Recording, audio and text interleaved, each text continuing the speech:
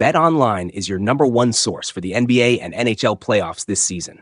Every stat, every matchup, and even live odds while the games are being played. When the game's over, head on over to our online casino and get in on a game of blackjack or poker, or unwind with one of our over 150 slot games. Head to the website today to get in on the action. Don't forget to use promo code BELIEVE for your 50% welcome bonus on your first deposit. Bet online. The game starts here.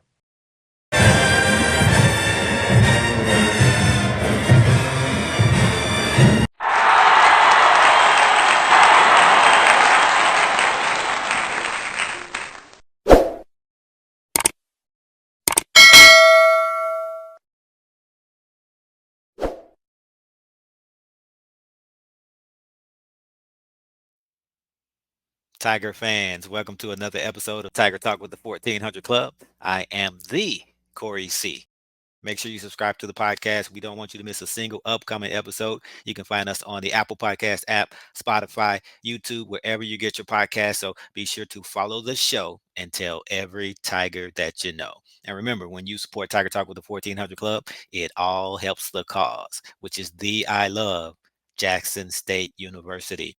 And I have a special guest with me, student athlete, linebacker. That's what you want to hear. That's what you want to see. Linebacker, Reid Pulliam. Welcome to Tiger Talk with the 1400 Club. Hey, how you doing? I'm great. I'm great to be here. Doing well, man. How's it going, man? You in the Jack? You back in the Jack? Oh yes, sir. I'm great to be back. Come back to get him some work before preseason and everything like that. Get ready for the game. No doubt, man. The fans have been waiting on this one, man. Everywhere we go, Reid Pulliam. I get pulled aside. Hey, man, Reid, tell me about Reid Pulliam. I think you kind of caught everybody off guard when you signed. I don't think many people knew about you or were expecting you, so they've been dying to hear from you. But let's start with the fun fact, man. Something outside of football. Give me a fun fact, something that may catch us off guard. Mainly my free time, sort of known as like a chill guy, but I do enjoy going outside, fishing and stuff like that. I love to draw in my free time and everything like that. And spend time with family and friends. Okay. Fishing. So you're in the right place. I don't know if Coach TC told you. He's a big time fisher. He's a country boy. He's a big time Okay. fisher. Has he told you that? Nah, not yet. We ain't got to go fishing yet, but hopefully Okay. we will. Get with him. He'll tell you where all the spots are. He'll tell you where all Okay. the spots are. All right, That's man. what's Good up. stuff, man. So let's take it back, man. Belton, Texas, right? You coming from Texas? Yes, sir. That's my hometown in Belton, Texas. But I did graduate high school in Richmond, Virginia. Oh, okay. All right. So you end up going to Virginia. You played high school ball in Texas, or did you play in Richmond? I did high school ball in both in Texas and in Virginia. Okay. So whenever I get somebody on from Texas, I always have to ask about high school football there and what it's like. We know it's a big deal over there. So just talk to me about football in Texas and the competition and what it's like. Man, football is a whole nother deal out there. I mean, when I Uh-huh. tell you from the size of the players and the enthusiasm of the fans, the coach, and everything like that. I mean, if you grew up in Texas playing football, you are definitely, somewhere you want to be to play football. The environment's totally different. The way they prepare you is totally different and everything like that from any place I've ever been. It's great. So you go from Texas to Virginia, and obviously you're in Mississippi now. But this is not your first time in Mississippi, right? You had a pit stop here before. Yes, sir. I have Holmes Community College. Okay, so tell me about that, man. How'd you end up at Holmes Community College of all places? I graduated early, class of 2022, in December. So in the spring of 2022, I went to Virginia Tech. Things didn't go the way I wanted to at Virginia Tech. Enabled me to transfer to Holmes. Speaking of Coach Woods and the staff that they had there, just kind of enlightened me on the JUCO world because I was unaware of it at the time. But they took me in. Was my home for the time, and I enjoyed my time in Mississippi and everything like that. But it was definitely a new experience. Never been in Mississippi before, so Okay. it was different. So what was different about it? In this Tiger Talk, you can keep it real. Culture shock coming Oh, from I ain't gonna Virginia. lie. Oh yeah, come from Virginia and Texas and everything like that. I'm Texas. always been close to the city, so Yeah. just being out in the country more so.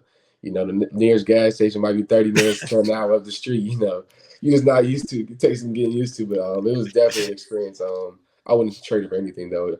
Uh, all part of my character developing, networking as well. I met some great people down there. That's not why you started fishing, right? When you got to Mississippi, because you're in the country. Were you already Oh fishing no, before that? no, no! I had been fishing Sorry. since I was a kid. All right, good stuff, man. So you wrapped up your JUCO career, and you actually ended up at Trinity Valley back in Texas. Is that correct? Yes, sir, I did. Okay.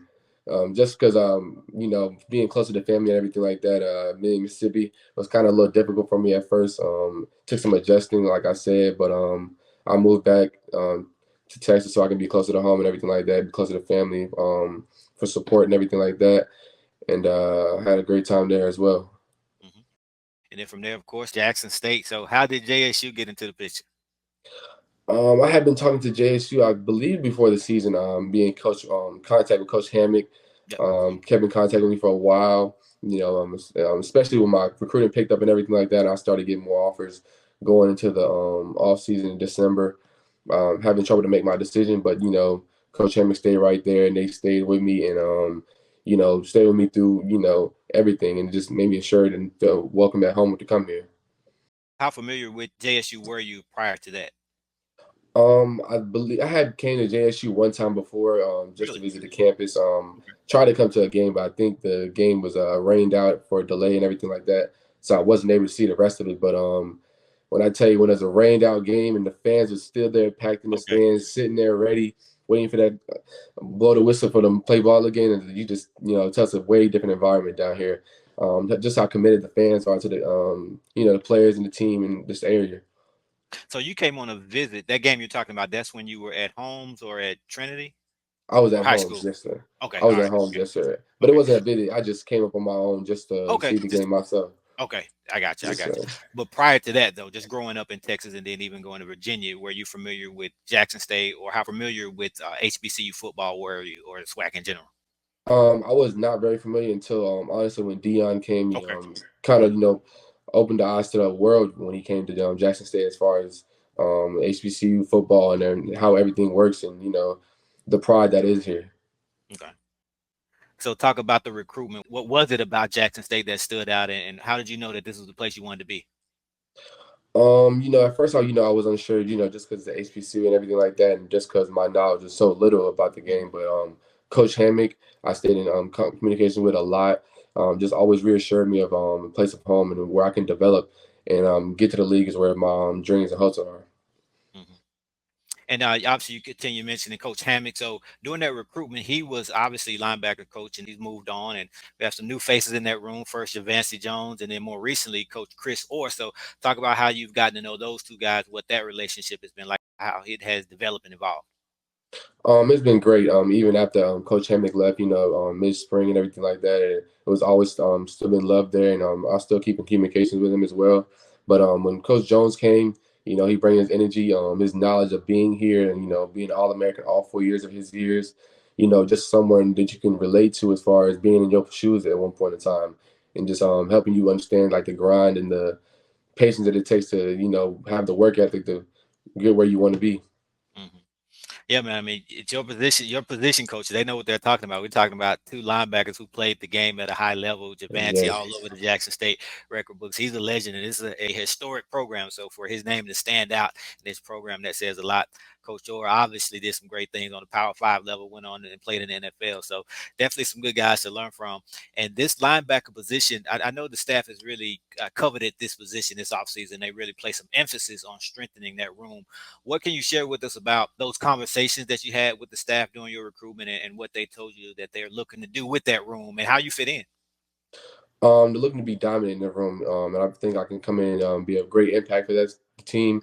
I look to be very dominant on the field and help the defense be dominant as a whole. We want to be feared as a defense. And shoot, over the spring we've been showing it. The hard work we've been putting on the field, in the weight room, everything, the film, just being disciplined in every way we can, just to put our best foot forward. And when I tell you we're gonna be dominant, we will definitely be feared this season. Y'all will see it. All right, all right. So, you committed back in December, so you've been here for the entire spring. So, and the spring game. So, talk about the work that you talked about being dominant. So, let's hear about the work that you guys have been putting in, or you guys put in during the spring leading up to that game. Constant hard hours. As far as coming into a new system, you have to learn the system, be well educated, but as well as be able to perform in the field. But also in the weight room, they push you on the field in the weight room, adding weight, just even as little weight, just to make you put that extra 10%, that extra 1% a day, always makes us better. And I think that we have done that all through the spring, everything like that. And when the spring game came, it was time for us to put on a show for the fans. What was that experience like during the spring game? I know you talked about coming in the game with being rained out. Obviously, not a packed house for the spring game, but just being in the vet for the first time as a player. What was it like getting a small taste of playing in the vet?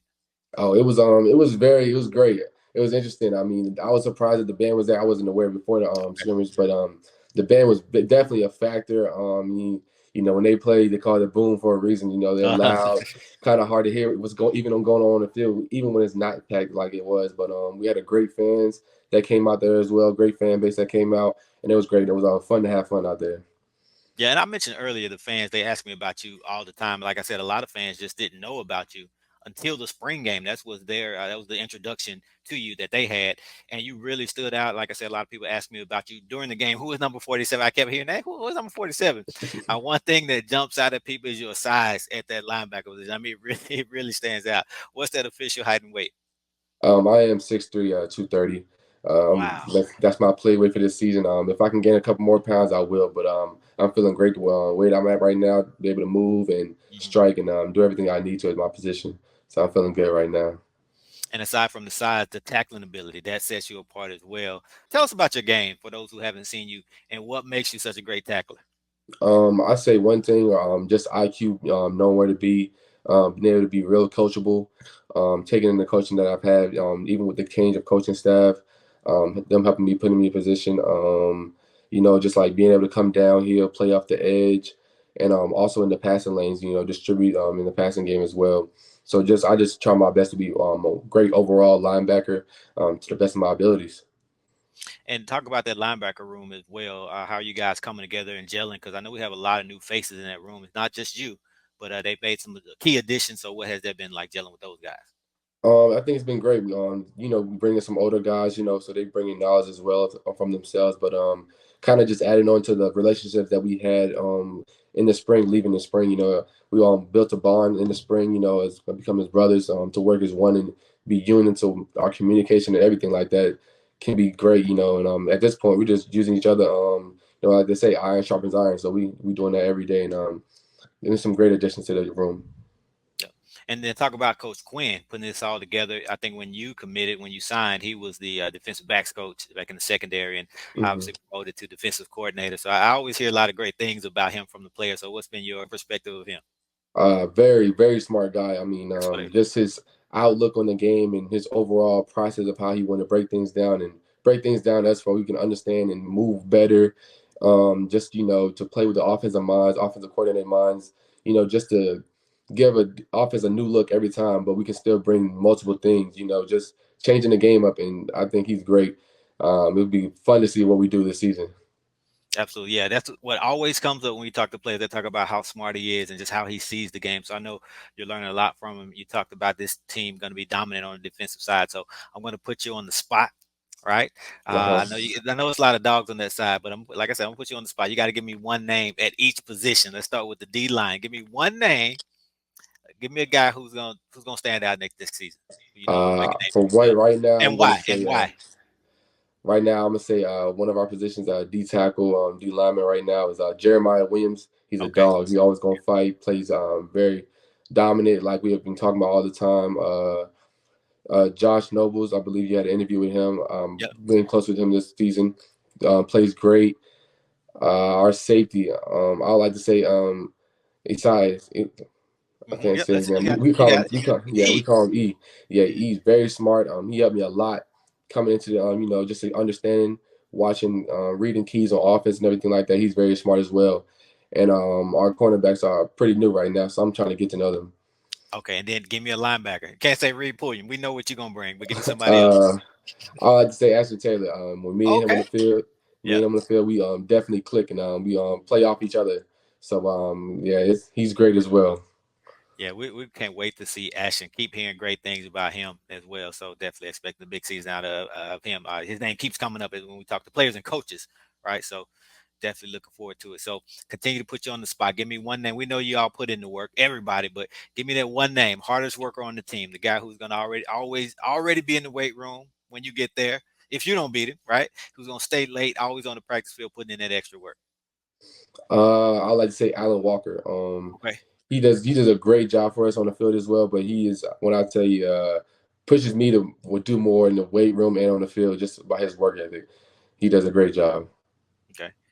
Let's see. Give me the funniest guy on the team who's already always lighting the mood. I got everybody cracking up. Funniest guy. Let me see. I got to think about this one. Um, I think E as well. Yeah, I Um, can see that. Yeah. yeah, he likes to joke around and stuff like that, but also he's a great leader. Yeah. But he makes it fun for us. Keeps us alive on the field all the time. Yeah, yeah. Good balance. Like you said, great leader, but at the end of the day, he knows how to lighten the mood as well. Definitely. Are more and more fans starting to recognize you when you're out and about and around town? Because, like I said, a lot of people didn't know when you committed or when you signed. So, are you starting to be more recognized? People coming up to you and striking up conversation? A little bit here and there, but I'm still getting used to the Jackson area and stuff like that. So I'm getting used to the area. But I have been now, and people have noticed me and everything like that. And it's great to see. Just about a little time I've been here, I've been able to get recognized for what I've done. I greatly appreciate it. And so, all the fans who are watching, I want if you have a message for them, anything you want to say, what they can expect from you, what they can expect this upcoming season, the floor is yours. Oh yeah, absolute dominance. We're gonna come in. We're gonna bring the pain on defense, baby. That's what we're gonna do. Offense gonna do their job, and we're gonna do ours. So come watch the show. Absolutely. All right. And for the ones who aren't following you on social media, let them know where they can find you on X, on Instagram, or wherever else you're at. My Instagram is Dreadhead Reid, DreadHeadReid. My Twitter is Reid_Pulliam Pulliam at 26. Those are my two main social media platforms I stay on. All right, there you have it. We got him on. We told y'all we were going to get him. Reid, Pulliam, man. Hey, we cannot wait to see you, man. Have a great summer. Stay safe. Get the job done. Put in that work. And hey, let's get to Atlanta. That's one thing I'm pretty sure you've already heard the players from last season talk about coming up short. So the goal is Atlanta for this Celebration Bowl. So that's where we want to be and get you 2 rings, get you a SWAC championship and an HBCU national championship. Oh yes, sir. Definitely. That's the plan. Always the plan. All right, cool. All right, man. Stay in touch. Yes, sir. Thank you. All right.